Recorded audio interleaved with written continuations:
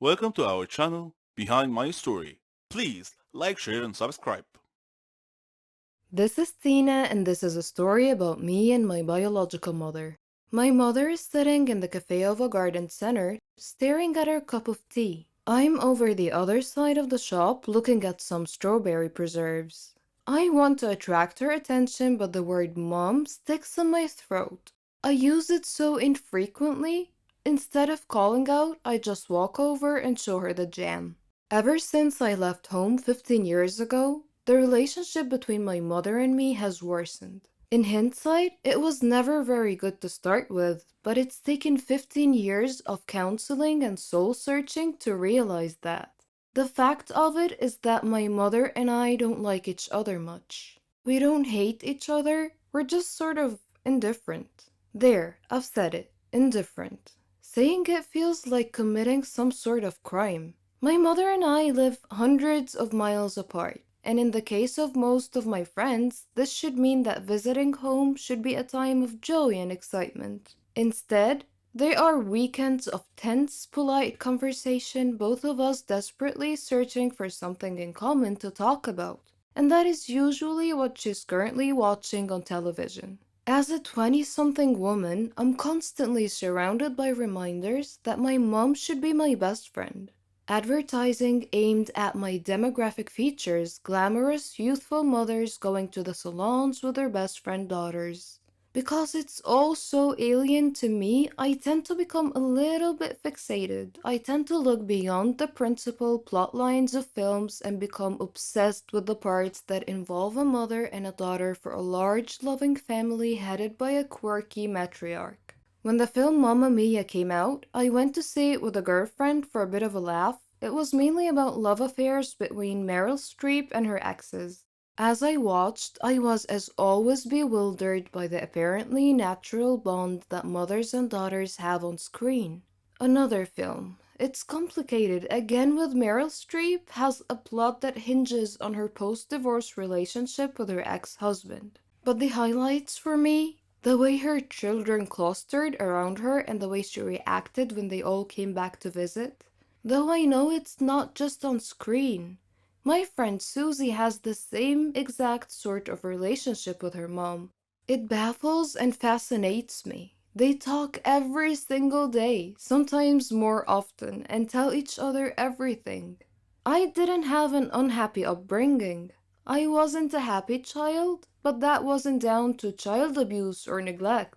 I was well clothed, fed, and I even had ballet lessons. I went to university paid for by my parents, and I knew, and I still know, that there's always somewhere to stay if I need to. But my mother and I never had the sort of closeness I saw in my friends' relationships. They would go shopping or share secrets. They would tell their moms things about their lives. The one time I tried to ask my mother about her teenage years, she told me to mind my own business. And so I did. I grew up minding my own business, and she minded hers. I left home as soon as possible and met my now husband at university, and he quickly stepped into the role of best friend and emotional support giver. I made enduring friendships, most of which I believe to be unconditional. Most of my friends believe me to be a loving and caring individual, and I know I could turn to any one of them in an emergency, and them to me. Yet, I cannot remember the last time my mother and I hugged, even though I hug my friends all the time, and the very thought of it makes me cringe. My mother is the last person I go to in a crisis. She is certainly the last person to whom I would tell a secret or a problem. And if I'm honest, I don't need to anymore, as I have my own friends now. But my lack of a close friendship with her bothers other people a lot. When I say that I don't have a close relationship with her, they ask whether we fight a lot. But no, I don't recall ever having a fight with my mother. That would entail caring enough to bother. I used to go through phases of worrying about it and trying to repair the damage, but all the while I was aware that I was doing it for other people. I visit infrequently, but I visit. I do it not so I can see her, but if I'm honest, so her neighbors and family can see me visiting. A few years ago, before I realized I didn't care anymore, I called her up and asked whether we could sort it out. Her answer told me everything I needed to know. Sort what out? I stopped bothering from that moment on. Now my principal concern is explaining to people why I don't see her that often. And I feel guilty for not really having a good enough reason. My parents weren't divorced. My father died a few years ago. There has been no huge family dispute. There's no big skeleton in anyone's cupboard. Well, not mine anyway. I recently went to see a nurse for a routine appointment, and she asked a host of questions about my mother.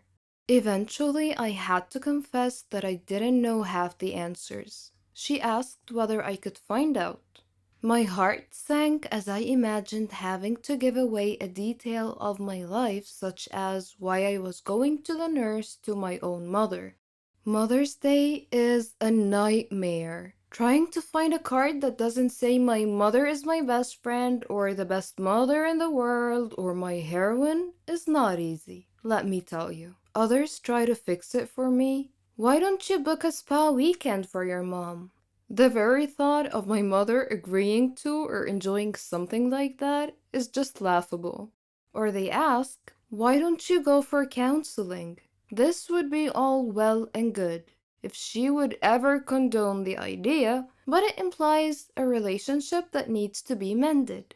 Why does it need to be fixed at all? Were my mother a woman I had met on a train and chatted to for half an hour, she would be one of the last people in the world I would want to talk to for a further half hour.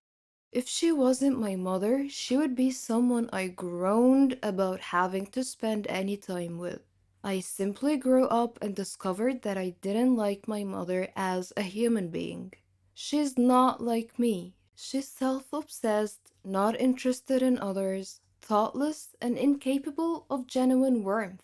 She has no concept of giving love to receive love, and has never asked me a single meaningful question about my life or career. Some people might feel that I have a duty as a daughter to be there for my mother, that it's down to me to repair our relationship. But because of the way she's raised me, I don't feel there is a relationship to repair. I wish my mother no harm, and if she were in trouble, I would help her like a shot. But I would also be there for any of my neighbors and the old man who swears at people from the bus stop across the road.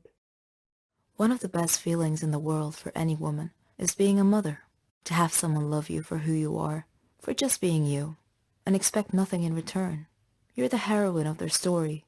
You become everything they ever dreamed, and you'd give anything to see a smile on their face.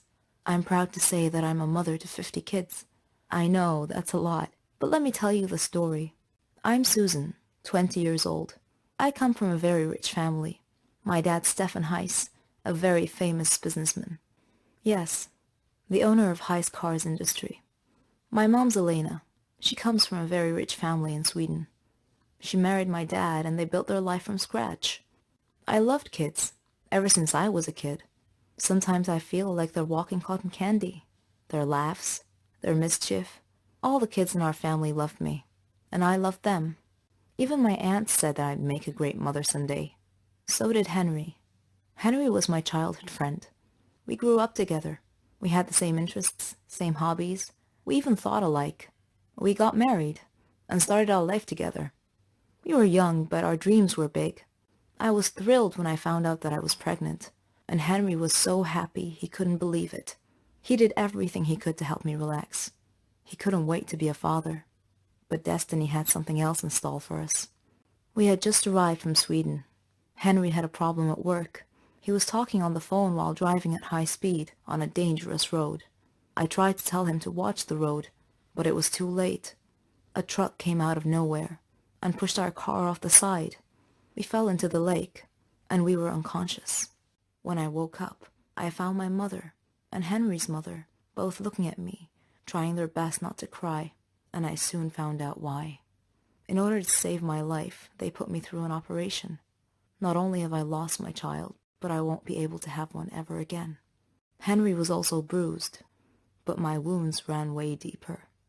That was it, and I could never forgive him. If it weren't for him, none of this would have happened, I thought. None of it. I got a divorce later, after Henry tried over and over and over to fix the situation, to apologize, to ask for a second chance, but all I saw were empty words. There was no second chance. I tried to keep myself busy, find a way to invest my money and time, trying to get my mind off the accident. I decided to open up a toy store. I wanted to bring joy to all the children. One day, as I was standing in my store, I glimpsed a small boy standing out front, looking at a toy. The boy was alone, about 8 years old, but that wasn't all. His clothes were patched up and looked more like rags. His face and hands were dirty, and he just stood there, looking at the doll, daydreaming. I found myself walking out to him, but when he saw me coming, he ran away. A few days passed, and that boy's gaze was all I thought of. Then, one day, I found him outside the store again, looking at a different toy. I moved towards him slowly this time, till I was right beside him. Then I said, "Do you like it?" The boy freaked out and tried to run again, but I caught his arm this time and said, "Don't be afraid. I'm Susan." The boy looked at me, terrified, and I smiled. He started to relax. He told me his name was Billy, and that he was 7, and that he lives nearby. When I asked him about his parents, he said he never knew them, that he lived with Uncle Max. I asked him who Uncle Max was, but he cast his eyes down and was nervous all of a sudden. He looked a bit scared. I got curious, so I took him home with me, let him shower, and prepared a hot meal. I told him that I'd take him home after he'd eaten. I asked him about where he lived. He was quiet for a second. Then he said he had to go, that his brothers and sisters were waiting for him. I asked him how many he had. "Around 50, he said. I was shocked. He told me that they all lived in a big room with Uncle Max. But how is this Uncle Max able to look after you all? I asked curiously. But he got nervous again, and he insisted that he must leave, so I decided to take him there. Maybe it'll help clear some of the mystery, I thought. I drove, and Billy was guiding the way, until we got there. The place was a bit far from all the other houses. It looked more like a dump, with some sort of shack built on it. A man was standing in front of the door, holding a kid by the arm and beating him senseless. The boy was younger than Billy, and Billy was shaking next to me, mumbling to himself, "He's gonna hit me too. I'm so late." Then he turned to me and said, "Bye, Susan. You have to leave now, quickly." And then he ran towards the shack. I backed up the car and stood nearby to see what happens. The man hit him hard across the face, and I heard him say, "Where's the money you stole today, boy?" Billy turned out his empty pockets, and the man dragged him inside by the collar. I wanted to help, so I decided to call Henry, who was more than happy to answer my call. I told him what had happened, and he came to me. We approached the shack together slowly and looked through the window. A lot of children, ages from 3 to 7. The place was a real dump. The man was sitting at a table. It had food and drink. Billy was dragging a heavy sack on the floor, and another kid was carrying a cup to bring to the man, who snatched it out of the boy's hand. Then he got up